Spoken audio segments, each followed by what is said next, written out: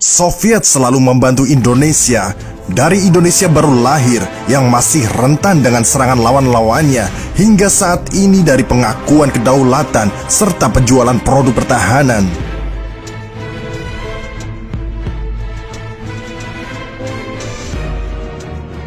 Sahabat bagi-bagi, Amerika Serikat pernah mengajak Indonesia bersatu di bawah panji mereka, baik dalam wadah Atlantik Utara atau NATO dan di bawah backing dari Warsawa yang kala itu didukung oleh Soviet.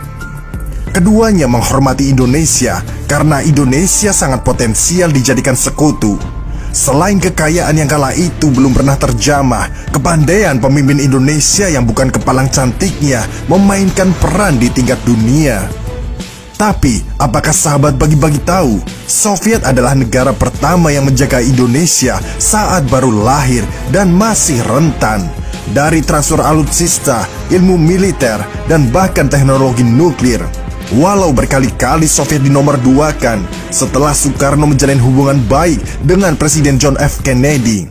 Tapi bukannya sengaja, Presiden Soekarno pada saat itu hanya ingin berperan aktif dan bermain cantik untuk meminta dukungan internasional pasca meminta Irian Barat masuk pangkuan Ibu Pertiwi, dan Soviet memahami itu.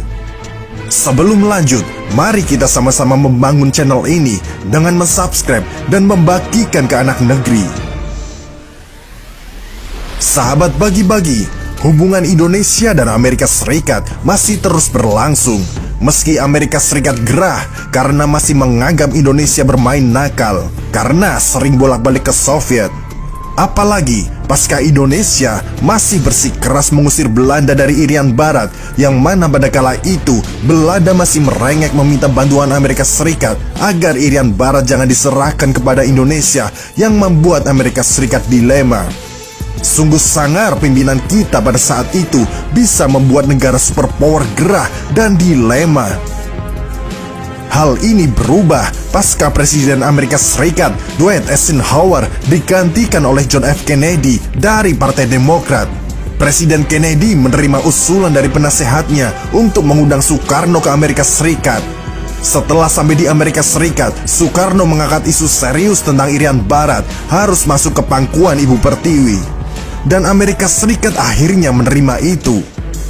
Selain untuk menjalin hubungan baik dengan Indonesia, Amerika Serikat juga menganggap Belanda tidak akan bisa bertahan lama dari infiltrasi dan gemburan pasukan Indonesia yang mutlak didukung oleh Soviet. Kennedy berpikir kedekatannya dengan Indonesia pada saat itu bisa menjadi pedang bermata dua, di mana Kennedy sendiri paham Indonesia bila makin erat dengan Soviet maka akan mengganggu kestabilan Asia pasca era Perang Dingin.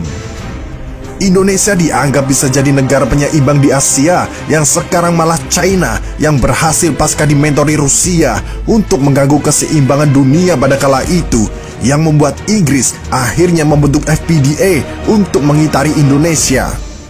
Kedekatan Kennedy untuk mengambil hati Indonesia ternyata tidak mendapat semua dukungannya di negaranya.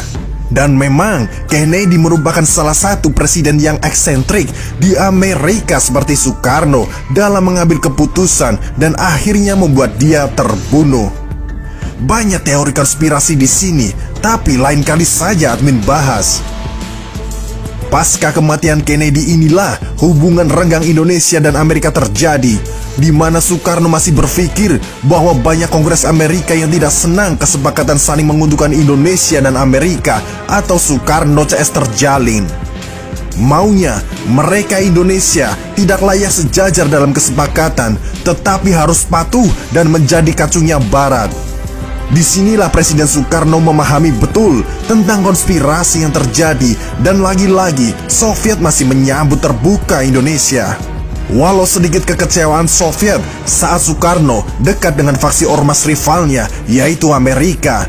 Padahal Soviet sudah banyak transfer teknologi militer untuk membantu Indonesia yang baru lahir dan rentan itu. Tapi lagi-lagi Soviet siap membantu karena Soviet paham konsep dan gagasan besar pemimpin nomor satu Indonesia itu. Apalagi pasca kematian sahabatnya John F. Kennedy membuat Soekarno semakin keras mengancam Barat, dari mulai mengusik Australia, Malaysia hingga Singapura.